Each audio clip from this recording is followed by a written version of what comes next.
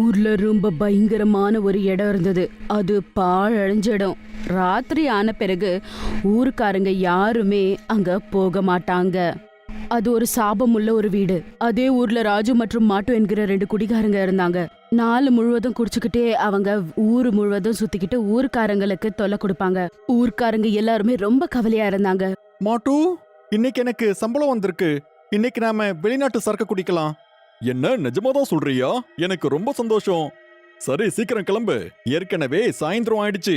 போயிட்டு வர லேட் ஆயிட போகுது. அப்புறம் அந்த காட்டு வழியா தான் நாம வரணும். எனக்கு அதை பார்த்தாலே ரொம்ப பயம். அட விடு மோட்டு, இன்னைக்கு நாம வெளிநாட்டு சரக்கு குடிச்சு அப்படியே ராஜாவா மாறிடுவோம். எந்த பேயாலியும் பிசாசாலியும் நம்மள ஒண்ணுமே பண்ண முடியாது. அவங்க குடிக்கிறதுக்காக அவங்க வழக்கமா குடிக்கிற ஒரு இடத்துக்கு அவங்க போறாங்க. அவங்க குடிச்சு குடிச்சு ராத்திரியே ஆயிடுது. அதுக்கப்புறம் அவங்க 2 பேரும் ரொம்ப போதையில இருக்காங்க. அவங்க அதே போதையில கஷ்டப்பட்டு நடந்துட்டு அவங்க வீட்டுக்கு போறாங்க. ஆனா அவங்க அந்த பாழடைஞ்ச வீட்டுக்கு தான் போறாங்க. அட மாட்டு, இன்னைக்கு பாரு, உன் அண்ணன் இன்னைக்கு பேய் கூடயே சண்டை போட போறேன். ஆமா ராஜுபாய், நானும் அந்த பேய்க்கு எதிராக சண்டை போடுவேன். என்னை விட பெரிய பேய் இந்த உலகத்துல வேற எதுவுமே கிடையாது. அவங்க 2 பேரும் போதையில பேச ஆரம்பிக்கிறாங்க. ஏய் பேயே, பேயே, வெளியே வா. உன் வீட்டை விட்டு வெளியே வா. வந்து எங்களை கொஞ்சம் பாரு. எனக்கு என்ன தோணுதுன்னா, இந்த பேய் நம்மளை பார்த்து பயந்துருச்சுன்னு நினைக்கிறேன். அப்ப அந்த பாழடைஞ்ச வீட்டுக்குள்ள இருந்து பயங்கரமான சத்தம் வருது.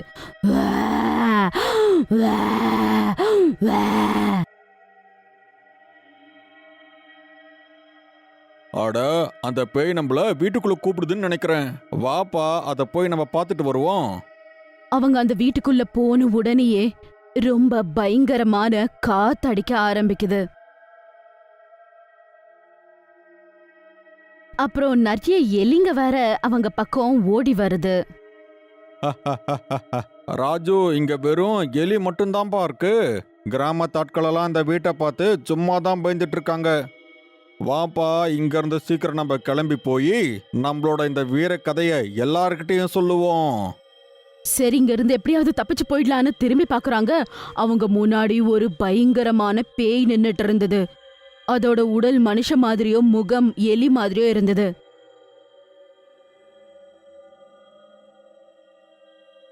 அத பார்த்ததும் உங்க 2 பேரும் ரொம்ப ஷாக் ஆயிடுறாங்க. பயத்துல கத்த ஆரம்பிக்கிறாங்க. என்ன பண்றதுன்னு அவங்களுக்கு புரியவே இல்ல. இப்ப சொல்லுங்க, உங்க 2 பேர்ல என் கூட சண்டை போடணும்னு சொன்னது யாரு? வெளியே இருந்து ரொம்ப அதிகமா பேசிட்டு இருந்தீங்க தானே? வாங்க, வந்து இப்ப சண்டை போடுங்க. அது அது நான் தெரியாம சொல்லிட்டேன். அது இந்த மாட்டு தான். நான் எவ்வளோ சொல்லியும் இவன் கேட்கல. நான் ஏதோ ஒரு மயக்கத்துல இருந்தேன். நீங்க எவ்வளோ பலசாலி. உங்க கூட சண்டை போடுற அளவுக்கு எனக்கு தைரியம் இருக்குமா என்ன? நீங்க நீங்க வேணா இவனை வச்சுக்கோங்க, அப்புறம் என்ன போக விடுங்க. ஏன் அன்பான எலி ராட்சசனே? அட துரோகி, என்னையே மாட்டி விடுறியா? மகாராஜா, அது இந்த ராஜு தான். இவங்கிட்ட நான் முன்னாடியே சொன்னேன்.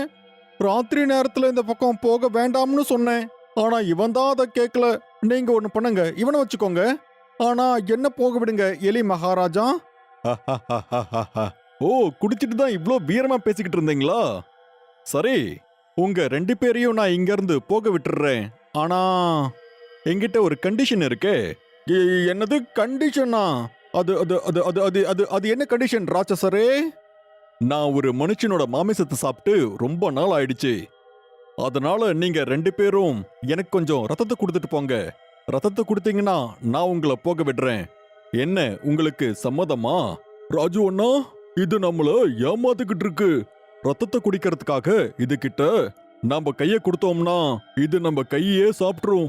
இங்க பாரு, பேய்ங்க எப்பவும் பொய் சொல்ல மாட்டாங்க. நான் கொஞ்சமா உங்க ரத்தத்தை குடிச்சுக்கிறேன். அப்புறம் அவங்க 2 பேரும் பயந்துகிட்டே அவங்க 2 பேரோட கைய அந்த பேய் முன்னாடி நீட்டுறாங்க. அப்புறம் அது கொஞ்சம் கொஞ்சம் ரத்தத்தை குடிக்குது. அப்புறம் அவங்கள அங்கிருந்து போக சொல்லுது. அவங்களும் அங்கிருந்து கிளம்பிடுறாங்க. அட பைத்தியக்கார குடிகாரனுங்களா, இவனுங்களுக்கு தெரியவே இல்ல. நான் இவங்க கைய கட் பண்ணி என்கிட்ட இருந்த பயங்கரமான வைரஸான அந்த வைரஸை இவங்களுக்குள்ள விட்டுட்டேன் அப்படின்னு. இனிமே இவங்க 2 பேரும் கண்டிப்பா எலியாதான் மாறப் போறாங்க. அதுக்கப்புறம் இவங்களோட உதவியை வச்சுதான் இந்த கிராமம் முழுவதும் என்னோட ஹந்தா வைரஸ நான் பரப்ப போறேன். அவங்களும் ரொம்ப போதையில இருந்ததால வீட்டுக்கு போன உடனே தூங்கிடுறாங்க. மறுநாள் காலையில எனக்கு போதும்னு ஆயிடுச்சு. நாளெல்லாம் குடிக்கிறது, ராத்திரி ஆன உடனே வீட்டுக்கு வந்து தூங்குறது. வீட்டை பத்தி கொஞ்சம் கூட உனக்கு யோசனையே இல்லாத கடவுளே, எனக்கு எந்த மாதிரி புருஷனை கொடுத்துருக்க? அப்புறம் ராஜுவோட ரூமுக்கு போய் பாக்குது. அவர் ரூம்ல போய் பார்த்த உடனே அவர் ரொம்பவே ஷாக் ஆயிடுறா. ராஜுவ பார்த்தா அவன் ஒரு எலி மாதிரி மாறி இருக்கான். அதுவும் பயங்கரமா இருக்கான். அவன் கீழே எலி மாதிரியே உட்காந்து அங்க வச்சிருந்த மூட்டையில இருந்த அரிசியை அவன் சாப்பிட்டுட்டு இருந்தான். அவனோட முகம் எலி மாதிரியே மாறி போயிருந்தது. காதுகள் ரொம்ப பெருசா இருந்தது. பல்லு பயங்கரமா ரொம்ப கூரா இருந்தது. அது மட்டும் இல்லாம ராஜு அவங்க பொண்டாட்டியோட காலை கடிச்சிடுறா. அவ கத்துறது கேட்ட உடனே அக்கத்து பக்கத்து வீட்டுக்காரங்க எல்லாருமே ஓடி வந்துடுறாங்க. ஜனங்க வர்றத பார்த்த உடனே ராஜு மேல ஏறி எலி மாதிரியே ஒளிஞ்சுக்கிறான். அப்புறம் ராஜுவோட மனைவி கீழே விழுந்திருப்பா. ராணியோட கால்ல இருந்து ரத்தம் வந்துட்டு இருக்கும். ஐயோ கடவுளே, என்னடா இது, இன்னும் இவ்ளோ ரத்தம் போகுது, ராணிக்கு என்ன ஆச்சு? ஐயோ அக்கா இருங்க, கொஞ்சம் கிட்ட போய் நான் பாக்குறேன். ஒருவேளை பாம்போ இல்லனா ஏதாவது விலங்கு கடிச்சிருக்கும் போல எனக்கு தோணுது. இல்லனா சீக்கிரமா ஹாஸ்பிட்டலுக்காவது கூட்டிட்டு போயிடலாம். அவங்க 2 பேரும் ராணிய தூக்கலாம் அப்படின்னு சொல்லி கிட்ட போறாங்க. ராணி ஒரு பயங்கரமான எலியா மாறிடுறா. அத பார்த்து எல்லாரும் பயந்துடுறாங்க. அதுக்கப்புறம் அங்கிருந்து ஓடிடுறாங்க. அவங்க ஓடி வரும்போது ராஜுவோட வீட வெளிய இருந்து லாக் பண்ணிடுறாங்க. இந்த ஹந்தா வைரஸ்க்கு இன்னொருத்தங்க பலியாக போறாங்க. இப்ப என் முதலாளி சொன்ன மாதிரி இந்த கிராமம் முழுவதும் நான் ஹந்தா வைரஸ பரப்பி நான் எல்லாரையும் எலியா மாத்த போறேன். இன்னொரு பக்கம் மாட்டு தூக்கத்துல இருந்து எந்திரிச்சு பாக்குறா. அங்க கூட அவன் புருஷன் எலியாக மாறி இருப்பான். ஆனா அவ ரொம்பவே தெளிவா எந்த ஒரு சவுண்டும் பண்ணாம அங்கிருந்து மெதுவா வெளியே வந்துடுறா. அப்புறமா வெளியே வந்து ராஜு மற்றும் அவங்களோட மனைவிக்கு நடந்த விஷயத்த அவங்க தெரிஞ்சுக்கிறாங்க. அதுக்கப்புறம் ஆனா நம்ம இதெல்லாம் தெளிவா ஹேண்டில் பண்ணி ஆகணும். ஒரு ராட்சச எலியாக அவன் மாறிட்டான். ஆனா அவன் ரொம்பவே சோம்பேறியா இருக்கிறதால அவன் தூங்கிக்கிட்டு இருக்கான். நான் அவனை ரூம்ல வச்சு பூட்டிட்டேன். நாம இந்த ஊர்ல இருக்க டாக்டர் கிட்ட போய் பேசியாகணும். அதுக்கப்புறம் அந்த ஊர்ல இருக்க டாக்டர் கிட்ட அவங்க போறாங்க. டாக்டர், நீங்க தான் எங்களுக்கு உதவி பண்ணணும். அதுக்கப்புறம் டாக்டர் அவங்க சொல்றது எல்லாமே கேட்டுட்டு மாட்டோட வீட்டுக்கு அவங்க எல்லாரோட சேர்ந்து போறாரு. அங்க போறாரு. கொஞ்சம் பார்த்து வாங்க. உங்க ராட்சச புருஷன் தூங்கிட்டு இருக்காரா இல்ல எழுந்துட்டு இருக்காரா? அவங்க அங்க ஜன்னல்ல இருந்து எட்டி பாக்குறாங்க. அவங்க தூங்கிட்டு இருப்பாங்க. அவர் தூங்குறாரு. சரி, கொஞ்சம் பேர் உள்ள போய் அவனோட கையையும் காலையும் கட்டி போடுங்க. நான் அவன் பிளட் சாம்பிளை எடுக்கணும். அப்பதான் என்ன பிரச்சனைன்னு என்னால முழுசா கண்டுபிடிக்க முடியும். அவன் தூங்கிட்டு இருக்கும் போதே சில பேரு சேர்ந்து ஒரு கயிறால அவனை கட்டி போட்டுடுறாங்க. அப்ப கரெக்டா அவன் எந்திரிச்சிடுறான்.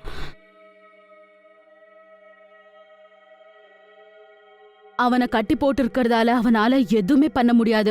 டாக்டர் இன்ஜெக்ஷன் உதவியால அவனோட ரத்தத்தை எடுத்துக்கிறாரு. வெக்கங்கட்ட மனுஷங்களே, என்ன விடுங்க. நான் உங்க எல்லாரையும் எலியோட உலகத்துக்கு கூட்டிட்டு போக போறேன். பைத்தியக்கார டாக்டரே, என்ன விடு. நான் எழுந்தேன்னு வையி, முதல்ல நான் உன்னதான் வேட்டையாடுவேன். உன் உசுர பத்தி உனக்கு கவலை இல்லையா டாக்டர்? அது அவரு மைக்ரோஸ்கோப் கீழே வச்சு அவரை டெஸ்ட் பண்றாரு. அப்ப அவர் தெரிஞ்சுக்கிறாரு அவனோட பிளட்ல ஹாண்டா வைரஸ் இருக்குன்னு. அந்த வைரஸ் வெறும் எலிகளுக்குள்ள மட்டும்தான் இருக்கும். இவனுக்குள்ள ஒரு பயங்கரமான வைரஸ் இருக்கு. அதனாலதான் இவன் ஒரு எலி ராட்சசனா மாறி இருக்கான். இவன் யார கடிச்சாலும் அவங்க அப்படியே மாறிடுவாங்க. இப்ப இதுக்கு ட்ரீட்மெண்டே இல்லையா? இதுக்கான ஆன்டிடாட் வேக்சின் என் கிளினிக்ல இருக்கு. நான் அதை கொண்டு வந்து சீக்கிரம் போடுறேன். அதுக்கப்புறம் டாக்டர் சீக்கிரமா போய் அதுக்கான ஆன்டிடோட் கொண்டு வந்து அத மாட்டுக்கு இன்ஜெக்ட் பண்றாரு. கொஞ்ச நேரத்துல அது சரியாயிடுது. அதுக்கப்புறம் அவங்க ராஜு வீட்டுக்கு போறாங்க. அதுக்கப்புறம் ராஜுவோட வீட்டுக்கு போய் பாக்குறாரு. ராஜு மற்றும் அவங்களோட மனைவி எலியாக மாறி மேல ஒளிஞ்சிருப்பாங்க. அதுக்கப்புறம் எலிய மயக்கமாக்குற ஒரு மருந்த ஸ்ப்ரே பண்ணி அவங்க மயக்கமான பிறகு ஆன்டிடோட கொடுக்கறாங்க. அவர் கூட நார்மலா மாறிடுறாங்க. டாக்டர் சார், உங்களுக்கு நன்றி. ஆமா, நீங்க இந்த கிராமத்தாட்களோட உயிரையும் எங்களோட உயிரையும் காப்பாத்திருக்கீங்க. அப்புறம் அவங்க அன்னைக்கு ராத்திரி நடந்தது சொல்றாங்க. இது எல்லாத்துக்கும் காரணமான அந்த பங்களாவுல ஒளிஞ்சுகிட்டு இருக்கிற அந்த மெயின் எலிய நாம கொன்னாகணும். இல்லனா அது வேற கிராமத்தாட்களையும் இப்படி பண்றதுக்கு வாய்ப்பு இருக்கு. அவங்க டேங்கர் ஃபுல்லா ஆன்டிடோட நெருப்பி கொண்டு போய் அந்த பாழடைஞ்ச வீட்டுக்குள்ள அடிச்சு விடுறாங்க. அதுக்கப்புறமா அந்த பேய் கத்துற சத்தம் அவங்களுக்கு கேக்குது. அப்புறம் அது செத்துடுது.